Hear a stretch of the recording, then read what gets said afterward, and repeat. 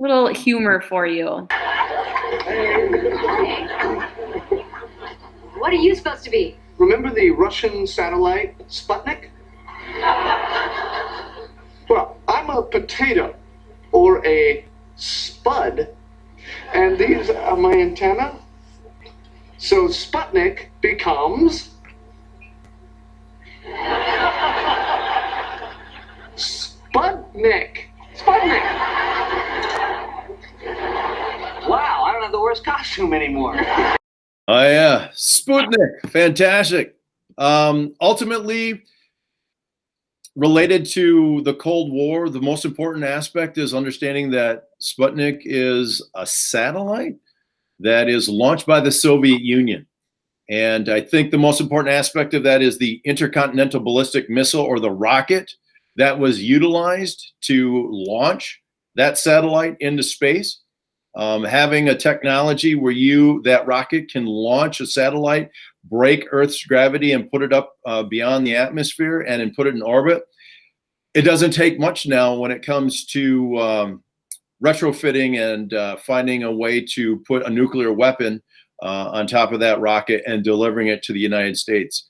So the launch of Sputnik not only speeds up the process of the United States' necessity to develop their own rocket systems, and we'll talk about that in the future, but this space race begins, and it looks like the Soviet Union's winning, because now they have a rocket that can deliver to Chicago, to Washington, D.C., that can deliver to the Midwest, to Texas, wherever it might be. They're called intercontinental ballistic missiles, and it puts the fear in America. And as a matter of fact, in the 57, when this was launched, many Americans would go out at night and they could see it crossing the sky, some during the day, and just led to the hysteria and the fear that the Soviet Union was going to potentially launch a nuclear attack on the United States. Mr. Krause, what's the fun little quote with this one? Oh, Sputnik, yeah. Beep, beep, beep. Who did it? We did it. The Soviet Union. We put it in the sky. Referring to the satellite that's orbiting the whole entirety of the country, not just the United States. So, yeah. Perfect. We did it. We did it. Yeah, so make sure you've got that is a Soviet space race, or the Soviets launched it. With this, we've got a short video, but I think we'll probably skip this one because we've got some other ones we want to show you. But understand that the United States and the Soviet Union are the two that possess these weapons, but that didn't mean that the rest of the world wasn't also on edge and nervous about the use of these weapons. And I believe in this video, it was the British Prime Minister who was basically asking for the rest of the world that the United States and the Soviet Union not use these weapons and not engage with one another on a nuclear level.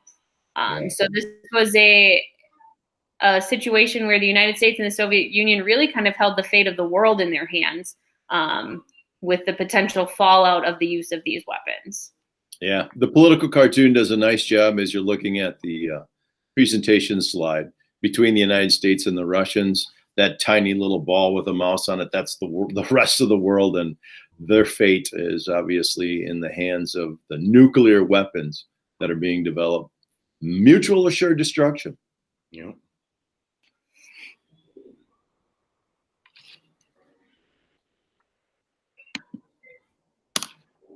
All right, let me make sure that we have this one here.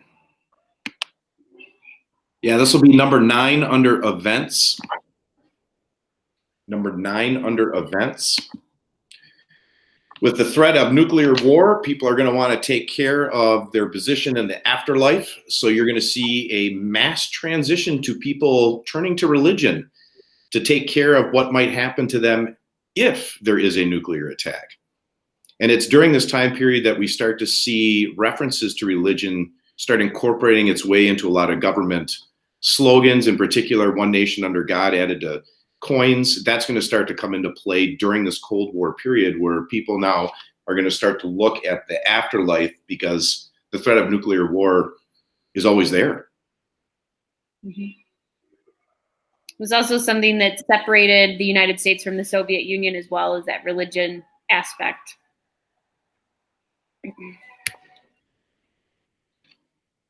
So we'll go through a few government programs that are created. So SANE, again, is going to urge the end of nuclear testing. So not only, you know, at that beginning when we talked about the different programs that we instituted to monitor what other countries were doing in terms of nuclear energy, we're now going to urge the end of nuclear tests. Like Mr. Krause mentioned, you know, the fact that it's getting up into the atmosphere and it's circling and it's getting elsewhere, that they don't want above ground testing anymore. So we'll see a shift to other types of testing. They'll test below ground, and then eventually we get to a point where it's on computer and simulations. There's the Federal Civil Defense Administration. This one should be a study list item for you. They're going to educate the public about what to do in case of a nuclear attack. So this is the making sure that we're prepared, and we'll show you some videos that come from them. So things like duck and cover. While we've got, and I'll run and grab my grandfather. Actually, we found a manual that he has for this that was issued in 1968, and I've got it in the closet. I just thought of it, so I will go grab that in a little bit, and I'll show you that. Sweet. So then there's NASA. So the space and technology exploration is going to go off of Sputnik, and the fact that we feel like we're behind, and we need to catch up in relationship to what the Soviets are doing with their space technology. Yeah, specifically, if I can add, rocket development, some delivery method, because right now it's airplanes, and that's slow, and they can easily be shot down. Rockets can be less detectable because they could go beyond radar in terms of altitude. So our rocket technology definitely needed to develop, and NASA really focused on that. I'm going to toss this one up. If you guys want to talk about this quick, I'll go grab that pamphlet. Okay, this would be item number 12 on the study list. And just like Mr. Krause talked about delivery systems, that Sputnik launch showed that we were behind in rocket technology. So in order to catch up, you see this gigantic push called the National Defense Education Act. They just take money and they throw it into science, math, education, hoping that we catch up to the Soviets in terms of delivery systems and the sciences that are needed to deliver these nukes. So all this science and math that you guys have to take now is kind of a direct result of this National Defense Education Act during this Cold War. The idea that America is supposed to be at the top of the science game in terms of the world. Right. Now, there is a little, those in the know and those kind of leading the country, they were a little miffed at the United States because Tommy and Susie are at the sock hop while obviously Russian students are sitting down studying math and chemistry and biology, and they're outdoing their counterparts who are enjoying life of the 1950s and the success that America was engaged in. So there was a little concern in America, and so they started pumping money into science and math and saying, let's get into the classrooms and let's start learning as a nation. Stop listening to your rock and roll. Yeah. Come on, Elvis. So this is, if you can see this on my screen, this is what the pamphlet looks like. So in time of emergency, Citizen's Handbook to Nuclear Attack and Natural Disaster. The inside talks about the different organizations and stuff that you could contact. And then it talks about a nuclear attack is part 1. And this was my favorite. A nuclear attack against the United States would take a high toll of lives, but our losses would be much less if people were prepared to meet the emergency, knew what actions to take, and took them. So it's going to go through some of the things that we will show you with fallout shelters. In here it talks about the warning signs and when you should seek cover and those types of things. It also has instructions on how to build a fallout shelter should you need one.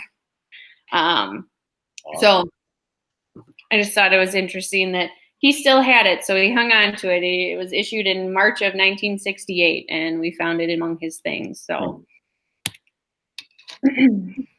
But the government needs to calm public fears. It's the same reason why we do fire drills and tornado drills and those types of things. If people feel like they know what to do, they're less likely to panic. So one thing was to create fallout shelters, and you could do above ground and below ground. Do we want to show them this video? Maybe. I just want to make mention of those, though. I know Pulaski because a couple of former students, I know there's at least 2 below ground, just in this kind of format and structure, fallout shelters in a couple of grounds in the backyards of a couple of Pulaski homes.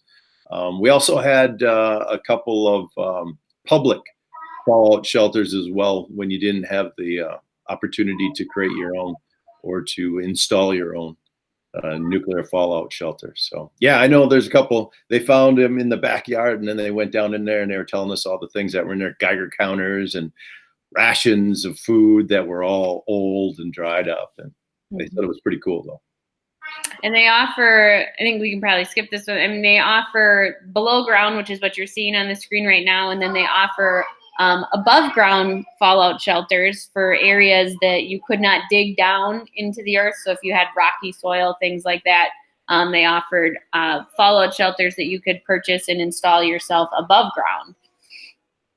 So there were different options, but something that could keep people busy. I'm not sure an above ground one's going to really save you, but it made people feel better, and that was kind of the goal. So, and just go back to that picture real quick, Coach. Yeah. I love if you're taking a look at all the aspects of this. Where's the bathroom? How does the plumbing work? Right. You know, there's a lot of interesting things there. How long are you supposed to be in that thing before you can come out? Yeah. Air filtration systems. How do you stop someone who's trying to get back in? Yes.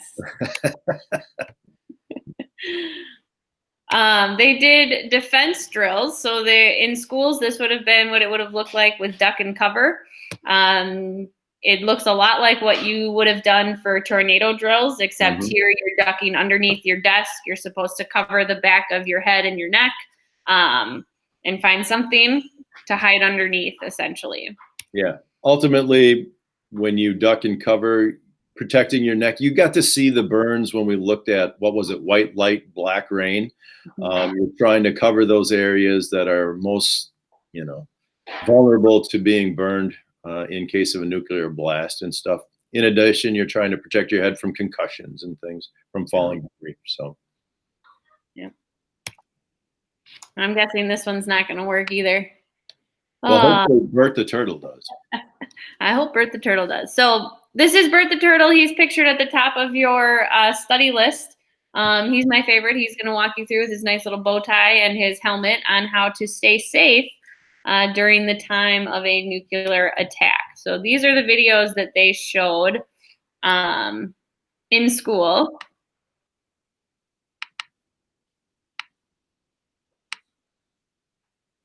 Well, let's do this then. Coach Odell, is there anything they should be paying attention to, like the picnic scene when the family's out at a picnic, and anything about the brother and his sister that are biking? Is there anything they should really be paying attention to when they're watching Bert the Turtle? Well, just have fun enjoying it. But yeah, you'll watch a brother cut his sister off for protection. Then you'll watch a poor dad out at picnic time get hosed and end up dying by himself in the drill. There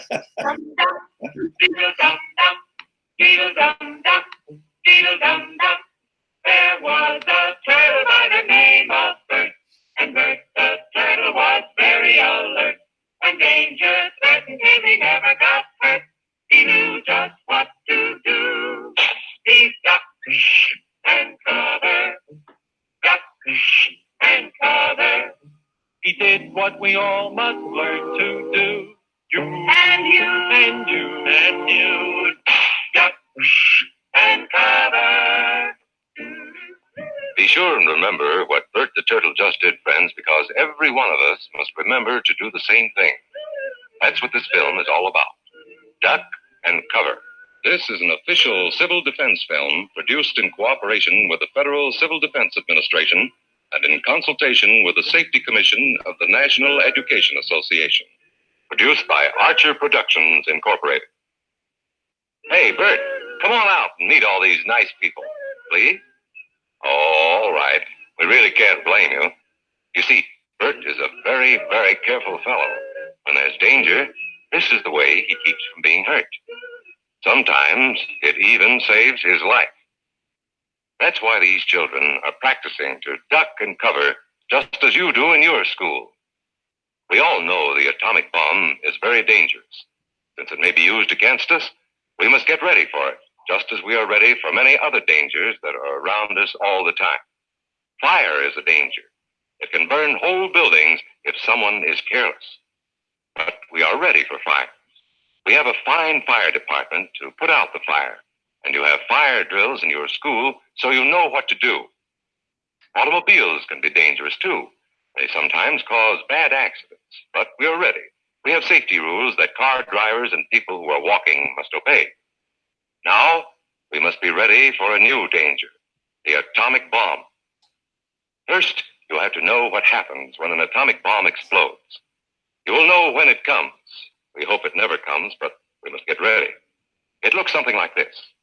There is a bright flash, brighter than the sun, brighter than anything you've ever seen. If you are not ready, did not know what to do, it could hurt you in different ways. It could knock you down hard or throw you against a tree or a wall. It is such a big explosion, it can smash in buildings and knock signboards over and break windows all over town. But if you duck and cover like Bert, you will be much safer. You know how bad sunburn can feel. The atomic bomb flash could burn you worse than a terrible sunburn, especially where you're not covered. Now, you and I don't have shells to crawl into like Bert the Turtle, so we have to cover up in our own way. First, you duck, and then you cover. And very tightly, you cover the back of your neck and your face. Duck and cover underneath a table or desk or anything else close by. In Betty's school, they are talking about the atomic bomb too. Betty is asking her teacher, how can we tell when the atomic bomb may explode? And her teacher is explaining that there are two kinds of attack, with warning and without any warning. We think that most of the time we will be warned before the bomb explodes, so there will be time for us to get into our homes, schools, or some other safe place. Our civil defense workers and our men in uniform will do everything they can to warn us before enemy planes can bring a bomb near us. You may be in your schoolyard playing when the signal comes. That signal means to stop whatever you are doing and get to the nearest safe place fast. Always remember, the flash of an atomic bomb can come at any time, no matter where you may be. You might be out playing at home when the warning comes. Then be sure to get into the house fast, where your parents have fixed a safe place for you to go. If you are not close to home when you hear the warning, go to the nearest safe cover. Know where you are to go, or ask an older person to help you. You know the places marked with the S sign? They're safe places to go when you hear the alarm. If there is a warning, you will hear it before the bomb explodes.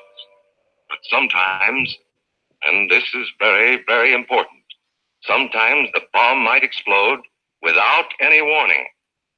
Then the first thing we would know about it would be the flash. And that means duck and cover fast, wherever you are. There's no time to look around or wait. Be like Bert. When there is a flash, duck and cover, and do it fast. Here are some older boys showing what to do if the flash comes when you are not in the classroom. This is what to do if you should be in a corridor. You duck and cover tight against the wall this way. Remember to keep your face and the back of your neck covered tightly. Try to fall away from windows or doors with glass in them. Then, if the glass breaks and flies through the air, it won't cut you. You might be eating your lunch when the flash comes. Duck and cover under the table. Then, if the explosion makes anything in the room fall down, it can't fall on you. Getting ready means we will all have to be able to take care of ourselves. The bomb might explode when there are no grown-ups near. Paul and Patty know this, and they're always ready to take care of themselves. Here they are on their way to school on a beautiful spring day. But no matter where they go or what they do, they always try to remember what to do if the atom bomb explodes right then. It's a bomb. Duck and cover. Paul and Patty know what to do. Paul covered the back of his head so that he wouldn't be burned, and Patty covered herself with the coat she was carrying. They knew how to duck and cover. They acted right away when the flash came. If they had been at this doorway when the bomb flashed, Paul and Patty would have ducked and covered this way, like this girl. Heavy doorways are a good place to duck and cover. She will be safer, too. Here's Tony going to his Cub Scout meeting. Tony knows the bomb can explode any time of the year, day or night. He is ready for it. Duck and cover. Attaboy, Tony. That flash means act fast. Tony knows that it helps to get to any kind of cover. This wall was close by, so that's where he ducked and covered. Tony knew what to do. Notice how he keeps from moving or from getting up and running? He stays down until he is sure the danger is over. The man helping Tony is a civil defense worker. His job is to help protect us when there is danger of the atomic bomb. We must obey the civil defense worker. We must know how to duck and cover in the school bus or in any other bus or streetcar. Duck and cover. Don't wait. Duck away from the windows fast. The glass may break and fly through the air and cut you. Sundays, holidays, vacation time, we must be ready every day, all the time, to do the right thing if the atomic bomb explodes. Duck and cover. This family knows what to do, just as your own family should. They know that even a thin cloth helps protect them. Even a newspaper can save you from a bad burn. But the most important thing of all is to duck and cover yourself, especially where your clothes do not cover you. No matter where we live, in the city or the country, we must be ready all the time for the atomic bomb. Duck and cover. That's the first thing to do. Duck and cover. The next important thing to do after that Make sure you got the brakes on. until the danger is over. Right. Yes, we must all get ready now so we know how to save ourselves if the atomic bomb ever explodes near us. If you do not know just what to do, ask your teacher when this film is over. Discuss what you could do in different places if a bomb explodes. Older people will help us as they always do, but there might not be any grown-ups around when the bomb explodes. Then you're on your own. Remember what to do, friends. Now tell me right out loud. What are you supposed to do when you see the flash? Duck. Awesome. Well, for you and I here at Pulaski, ultimately, what makes these public service announcements even more important to us at this time and during the Cold War, turns out that Green Bay was number 13 on the list in terms of targets because of the natural harbor that we have, the factory capabilities. In other words, we could convert our factories to military technologies and yeah, so we ended up being, and then electrical supply to keep the factories running, and then a labor source, obviously, with the surrounding communities. So we ended up being number 13 on the list. So we were a very high priority. So these public service announcements were definitely taken seriously by the people of Green Bay and Pulaski and other communities. So, And just to make things even worse, let's say during the Cold War, the red button was pushed and Green Bay, the Fox River Valley, escaped as the top 13 target. We would have died from nuclear fallout because the Dakotas were in the top 5 with the missile silos that were there. So if we wouldn't have died from the initial blast being the 13th ranked target, we were going to die from nuclear fallout from the Dakotas, that wind area sweeping to the east and killing us there. So thankfully, the United States and the Soviet Union don't use their nuclear weapons during the Cold War. But definitely things to keep in mind, and hopefully, right, this is not something that is returned to as a choice by any country, but good for you to know where we're sitting and how they work and what those initial fears were going through the 50s and 60s. And so your grandparents, you can ask them about having to practice ducking and covering at school. I'm sure they all did. And if you ask them about Bert the Turtle, I would imagine many of them will remember Bert the Turtle and these announcements that were shown throughout school. Well, and it's also good for us to just remember as well, just because, we still have the Soviet Union or Russia today has their nuclear weapons, not as many as at the height of the Cold War, that are active, actually ready to be utilized. The United States does, China does, India, Pakistan. And then that's why we have concerns related to North Korea and Iran and their proliferation of nuclear weapons. So what was really at its height in the 50s, 60s, 70s, 80s, it's still there. We've just turned on the rhetoric and the concerns are still there. So that's all we have for you today for notes. Hopefully you've got your study list filled in now. All of these presentations from before spring break are also on Canvas. If you need to refer back to anything, your book in chapter 19 is a good resource for you if you have some study list items that are missing. And remember, if you need something, you can touch base with any of us through email or stop in and visit us during our office hours. And, we'll see you then. Before we close off, do we want to give them any specifics about the test? It is going to be a little different. I think this one is timed, correct? Sure, yeah. So this is going to be an open notes test. You'll have 30 minutes to take it. It is available, I believe, starting at 7:35 on Thursday in the morning, and it closes by 10 o'clock on Thursday night. So you can take it whenever you need and whenever you have time. But realize that when you open it and you start it, you've got 30 minutes. And then after that 30 minutes, it'll kick you off. So be prepared, have all of your notes and study list items out so that you're ready to go when you decide that you're going to take it. Fantastic. All right. Well, have a good rest of the day. And we'll see you guys tomorrow. Bye.